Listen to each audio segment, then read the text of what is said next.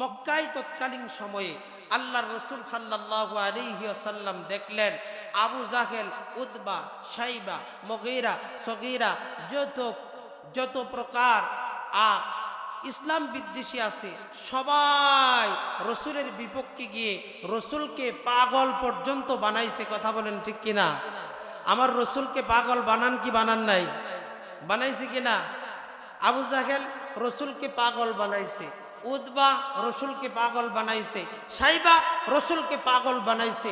আসলেও কি আমার রসুল পাগল না পৃথিবীর শ্রেষ্ঠ মানুষ? পৃথিবীর শ্রেষ্ঠ মানুষের নাম হচ্ছে মুহাম্মদ সাল্লাল্লাহু আলাইহি সাল্লাম। এই ব্যক্তিকে পাগল বানাইছে, পাগল বানাইছে, এই ইতিহাস আপনারা শুনেন নাই? আল্লাহ কখনো মানুষের শুরু জামানার আমল আখলাক দিয়ে আখিরাতকে বিবেচনা করবেন না।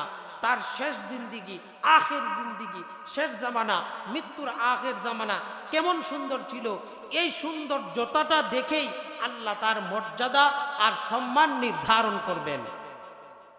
আপনারা বুঝেন না আমার কথা? যে শেষ জামানায় সে কি করছে, মৃত্যুর আগে তার চরিত্রটা কেমন ছিল, মৃত্যুর আগে সে কেমন ছিল, তার এই জিনিসগুলা দেখে তার আখিরাত নির্ণয় করা হবে।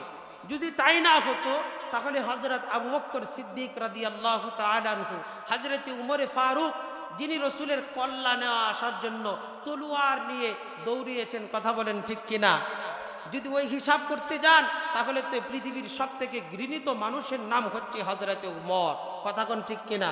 কিন্তু রসুলের কাছে তরোয়াল নিয়ে যাওয়ার পরেও এই ব্যক্তি আখির জিন্দিগি সুন্দর করার কারণে, শেষ জিন্দিগি সুন্দর করার কারণে, শেষ জিন্দিগিতে রসুলকে ভালোবাসার কারণে, শেষ জিন্দিগিতে আল্লাহকে ভালোবাসার কারণে এমন দামি হয়েছে, এমন রাসূল হযরতে উমরের ব্যাপারে বলছেন যে আমার পরে যদি কেউ নবী হতো সেই নবীটা হয়ে যেত হযরতে উমরে ফারুক রাদিয়াল্লাহু তাআলা আনহু। আবার চিন্তা করে দেখেন, রসুলের শুরু জামানা নিয়ে যদি চিন্তা করেন তাহলে রসুল হলো পৃথিবীর সব থেকে একজন নিকৃষ্ট মানুষ। কিন্তু রসুলের কাছে যখন হযরতে উমর কালিমা পড়ছে, ইমানের ছায়া চলে আসছে, কোরআনের পক্ষে চলে আসছে, কোরআনকে ভালোবাসা শুরু করছে, তখন আল্লাহ তাকে এমন দামি বানাইছেন, তার বন্ধুর জবান দিয়ে বের হয়েছে, আমার পরে যদি কেউ নবী হতো তাহলে আল্লাহ হযরতে উমরকে নবী বানিয়ে দিত। এখান থেকে বোঝা যায় তাহলে মানুষের আখির জিন্দিগি যদি সুন্দর হয় তাহলে সব থেকে সাফল্য ওই ব্যক্তি যার আখির জিন্দিগি সুন্দর। কথা বলেন ঠিক কিনা? হযরতে উমর তো এমন একজন ব্যক্তি, রসুলের কল্যাণের জন্যে তরোয়াল নিয়ে শুধু স্বাভাবিকভাবে যান নাই, তিনি দৌড়ানো শুরু করে দিয়েছেন। আবু জাহেল, উতবা, শাইবা, মুগীরা, সগীরা যখন দেখলো মুহাম্মদ ইসলামের দাওয়াত দিচ্ছে, মুহাম্মদের দাওয়াতগুলা গ্রহণ করে মানুষগুলা মুহাম্মদের দলের ভিতরে চলে যাচ্ছে, আবু জাহেল, উতবা, শাইবা, মুগীরা, সগীরা কাবা শরীফের ভিতরে আবু জাহেল, উতবা, শাইবা সবাইকে ডাকলো, চলো আমরা পরামর্শ করি। মুহাম্মদ মানুষের মাথাগুলাকে খারাপ করে দিচ্ছে, মুহাম্মদ রে কি করা যায়? আবু জাহেল, উতবা, শাইবারা পরামর্শ করলো, মুহাম্মদ তো মক্কার মধ্যে একটা বিশৃঙ্খলা সৃষ্টি করতেছে, মুহাম্মদ রে কেমনে থামানো যায়, একটু পরামর্শ করুন। আসলে তো মুহাম্মদ সাল্লাল্লাহু আলাইহি ওয়াসাল্লাম মক্কার ভিতরে অশৃঙ্খল করে নাই, বরং আবু জাহেল, উতবা, শাইবা, মুগীরা, সগীরাই মক্কার ভিতরে উশৃঙ্খলা করেছে। কথা বলেন ঠিক কিনা?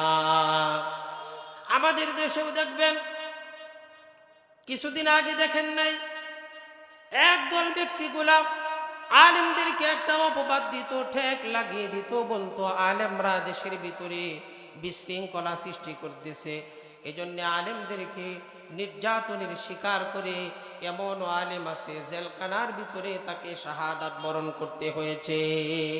কথা বলেন ঠিক কিনা? আবু জাহেল, উতবা, শাইবা তারা চিন্তা করলো মুহাম্মদ তো বিশৃঙ্খলা শুরু করেছে, কি করা যায়?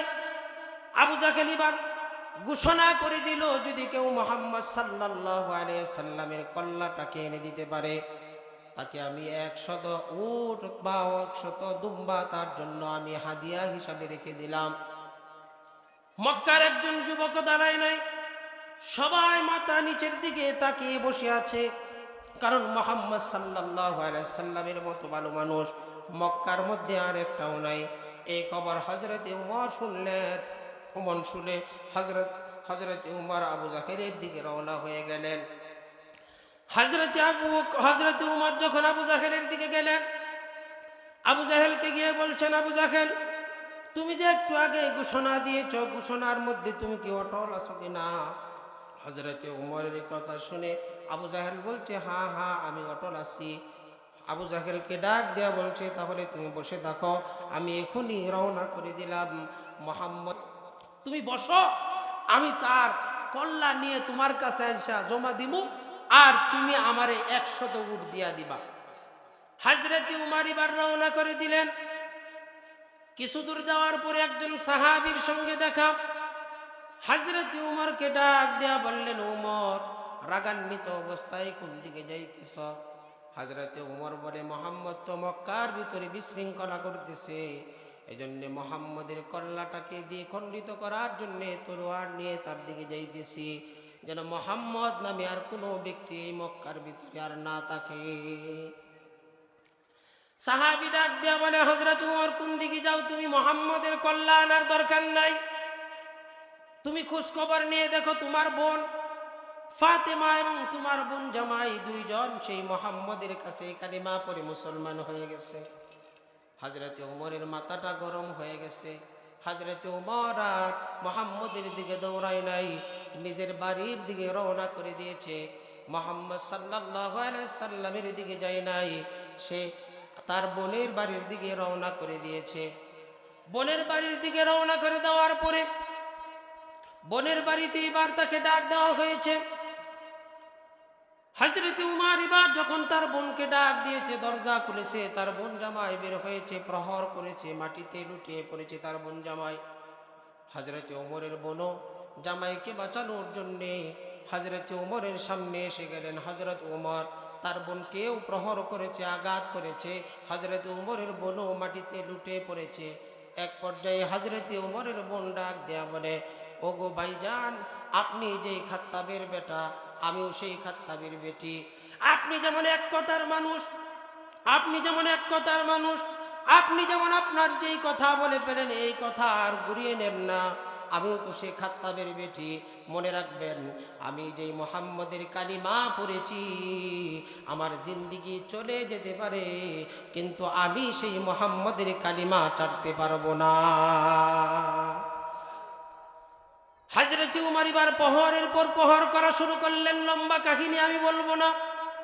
হযরতে উমর এখানে মোটামুটি একটা এমন বুঝ পাইলেন যে সত্যি তো মুহাম্মদ সাল্লাল্লাহু আলাইহি সাল্লাম যেই কালিমার দাওয়াত দিচ্ছে, সত্যি তো এটা মুহাম্মদ সাল্লাল্লাহু আলাইহি সাল্লাম আল্লাহর প্রচার করছেন।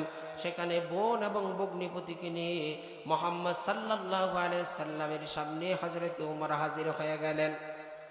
সাহাবীরা দাঁড়িয়ে আছে, সবাই চিন্তিত হয়ে গেছে। হযরত উমরের কাছে তরোয়াল। সব সাহাবীরা হযরত উমরকে আটকানোর জন্য সামনের দিকে অগ্রসর হচ্ছে আর চিন্তিত হয়ে গেছে। আল্লাহর হাবিব সাল্লাল্লাহু আলাইহি সাল্লাম বলছেন, ও আমার সাহাবীরা, তোমরা চিন্তা করো না, মুহাম্মদ এখানে আমার কল্যাণ নিতে আসে নাই, বরঞ্চ মুহাম্মদ তার কল্যাণ ইসলামের জন্য দিতে এসেছে। হযরতে উমর যখন রাসূলের সামনে আসলেন, আল্লাহর হাবিব সাল্লাল্লাহু আলাইহি সাল্লামের সামনে তরোয়ালটা দিয়ে দিলেন আর বললেন, আল্লাহর হাবিব, আমি আপনার কল্লাকে দুখণ্ডিত করার জন্য এসেছিলাম। ওগো আল্লাহর হাবিব, এই যে তরোয়াল জমা দিয়ে দিলাম, আমি আপনার কল্লা নিব না, বরঞ্চ আমি হযরতে উমর আপনার জন্য, আল্লাহর জন্য আমার কল্লাকে ওয়াকফ করে দিলাম। হযরতে উমর এবার আল্লাহর হাবিবকে ডাক দেয়া বলে, হাবিব, আমি তো 39 নাম্বার মুসলমান, আপনি যদি অনুমতি দেন তাহলে আমি একটা কাজ করতে চাই। আল্লাহর হাবিব সাল্লাল্লাহু আলাইহি সাল্লাম বলেন, কি কাজ করবা? হযরতে ওমর বলে, ওগো নবীজি, আপনি সত্য কি? আপনি সত্য কি? আল্লাহর হাবিব বললেন, হ্যাঁ আমি সত্য নবী। আল্লাহর হাবিব সাল্লাল্লাহু আলাইহি সাল্লামকে হযরত উমর বললেন, আমাদের আল্লাহ একজন, এটা সত্য কি? হযরত উমরকে মুহাম্মদুর রাসূলুল্লাহ ডাক দেয়া বলেন, হ্যাঁ, আমার আল্লাহ একজন, দ্বিতীয় কোনো আল্লাহ নাই। হযরত উমর এবার ডাক দেয়া বলেন, হাবিব, যদি আপনি সত্য হন, আল্লাহ যদি সত্য হয়ে থাকে, তাহলে আর আমরা কেন লুকায়া লুকায়া সত্য দাওয়াত গোপনে গোপনে দিব? আপনি যদি অনুমতি দেন, তাহলে আমরা 40 জন মুসল্লি একসাথে আপনাকে মাঝখান দিয়ে নিয়ে গিয়ে কাবা শরীফ পর্যন্ত আল্লাহু আকবরের ধ্বনিতে আজকে থেকেই প্রকাশ্যে ইসলামের দাওয়াত শুরু করে দিব। হযরত উমর বললেন, আল্লাহর হাবিব, দুই পাশে 20 জন 20 জন করে দাঁড়াবে, আমি একটা লাইনের মধ্যে দাঁড়িয়ে থাকবো, আর একটা লাইনের ভিতরে আরেকজন সেনাপতি দাঁড়িয়ে থাকবে। 20 জনের 20 জনের একটা কাফেলা, আপনি মাঝখানে দাঁড়িয়ে থাকবেন। আমরা নারে তাকবীর আল্লাহু আকবরের ধ্বনি দিতে দিতে কাবা শরীফের দিকে যাব, আর আবু জাহেলকে জানায় দিব, যারা এতদিন পর্যন্ত আমার মুহাম্মদের কল্যাণ নিতে চেষ্টা করেছো, আজকে থেকে মনে রাখো, মুহাম্মদের জন্য হযরত উমর যথেষ্ট হয়ে গেছে। আল্লাহর হাবিব বললেন, অনুমতি দেওয়া হলো। হযরত উমর এবার 20 জন 10 জন 20 জন 40 জনের একটা কাফেলা নিয়ে আল্লাহর হাবিবকে মাঝখানে দাঁড় করিয়ে দিলেন। আল্লাহর হাবিব সাল্লাল্লাহু আলাইহি সাল্লামকে মাঝখানে দাঁড় করিয়ে দেওয়ার পরে নারে তাকবীর আল্লাহু আকবার বলতে বলতে মক্কার দিকে যখন রওনা করে দিয়েছে, আবু জাহেল বলে, এতদিন পর্যন্ত গোপনে গোপনে আল্লাহু আকবরের নাম শুনেছিলাম, ব্যাপার কি আজকে জানি দূর থেকেই আল্লাহু আকবরের ধ্বনি শোনা যায়, কারণটা কি? মক্কার কাছে যত যায় কাফেলা, তত বেশি আওয়াজ হতে থাকে। আর আবু জাহেল, উতবা, সাইবা, মুগীরা, সগীরা, এদের মাথাগুলা খারাপ হয়ে যেতে থাকে। এই পর্যন্ত এখনো তো বাংলাদেশে এমন কিছু নামদারি মুসলমান আছে যারা আল্লাহু আকবার নারে তাকবীরের স্লোগান শুনে এদের মাথা গরম হয়ে যায়। কথা বলেন ঠিক কিনা? এরা কখনো রাসূলের উম্মত হতে পারে না, এরা রাসূলের দুশমন। কথা বলেন ঠিক কিনা? হযরত আবু জাহেল, হযরত উমর, আবু জাহেল যখন এই আওয়াজ শুনলেন, ব্যাপার কি? এতদিন পর্যন্ত তো গোপনে হয়তো, আজকে জানি দূর থেকে আল্লাহু আকবরের ধ্বনি শোনা যায়, কারণ কি? আবু জাহেল অপেক্ষা করতেছেন হযরত উমর আল্লাহর হাবিব সাল্লাল্লাহু আলাইহি সাল্লামকে নিয়ে তাকবীর দিতে দিতে, তাকবীরের ধ্বনি দিতে দিতে যখন মক্কা কাবা ঘরের সামনে চলে আসলেন, আবু জাহেল যখন হযরত উমরকে প্রশ্ন করবেন, হযরত উমর বলছে, আবু জাহেল, তোমার কষ্ট করে প্রশ্ন করার দরকার নাই। আল্লাহর হাবিবকে বললেন, ও আল্লাহর হাবিব, আপনি যদি অনুমতি দেন, তাহলে আমি একটা বক্তব্য দিতে চাই। আল্লাহর হাবিব বলে, দেও বক্তব্য। হযরত উমর এবার বক্তব্য দেওয়া শুরু করে দিয়েছে। আয় মক্কার কাফেরা মুশরিকরা, জেনে রাখো, যেই মুহাম্মদের বিপক্ষে আমি তলোয়ার নিয়ে গিয়েছিলাম, সেই তলোয়ার কিন্তু এখনো হযরত উমরের কাছে আসে। মনে রাখবা, এতদিন পর্যন্ত মুহাম্মদের কল্যাণ নেওয়ার জন্য এই তলোয়ার চিন্তা করেছে। আজকে থেকে মনে রাখো, কেউ যদি মুহাম্মদকে নিয়ে কোনো প্রকার কটূক্তি করতে চাও, মুহাম্মদকে নিয়ে যদি কোনো প্রকার বাজে মন্তব্য করো, মুহাম্মদকে নিয়ে যদি কোনো প্রকার উল্টা পাল্টা বক্তব্য রাখো, মনে রাখো, যেই তরোয়াল মুহাম্মদের কল্লার মধ্যে চলার কথা ছিল, এই তরোয়াল তোমাদের গর্দানের মধ্যে চলবে। আর মনে রেখো, কেউ যদি নিজের স্ত্রীকে বিধবা করতে চাও, নিজের সন্তানকে এতিম করতে চাও, নিজের মাকে যদি সন্তান হারা করতে চাও, তাহলে মুহাম্মদের বিরোধিতা করো। যদি মুহাম্মদের বিরোধিতা না করো, তাহলে কিন্তু তোমরা সবাই ইসলামের ভিতরে দাখিল হয়ে যাও। সাবধান, মনে রাখো, আজকে থেকে মুহাম্মদের বিপক্ষে কথা বললেই তার দেহ থেকে কল্লাটা আলাদা করে দেওয়া হবে। এটা হযরত উমরের কখন হয়েছে? যখন আল্লাহর নবীর উম্মত হয়েছে। কথা বলেন ঠিক কিনা? একজন উম্মতের তো সেরকমই হওয়া দরকার যে উম্মত রাসূলকে এত পরিমাণ ভালোবাসবে, উম্মতের সামনে রাসূলকে গালি দিবে, রাসূলকে কটূক্তি করবে। উম্মত কখনো সহ্য করতে পারে না। প্রয়োজন পড়লে তাকে শহীদ করে কারাগারে গিয়ে, জেলে কারাগারে গিয়ে নিজেকে শহীদ করে দিবে উম্মত। কথা বলেন ঠিক কিনা? এজন্য আমরা মুহাম্মদের খাঁটি উম্মত হয়ে যাব ইনশাআল্লাহ। যেই সূরাটা নাজিল হয়েছে মক্কার তৎকালীন জামানায় হযরত উমর সহ সকল সাহাবীরা আল্লাহর রাসূলকে এই পরিমাণ ভালোবেসেছেন, পৃথিবীর আর কোনো মানুষ সেই পরিমাণ রাসূলকে ভালোবেসে দেখাতে পারবে না। এই সূরাটা নাজিল হয়েছে আবু জাহেলকে বেশি টার্গেট করে। কাকে বেশি টার্গেট করে?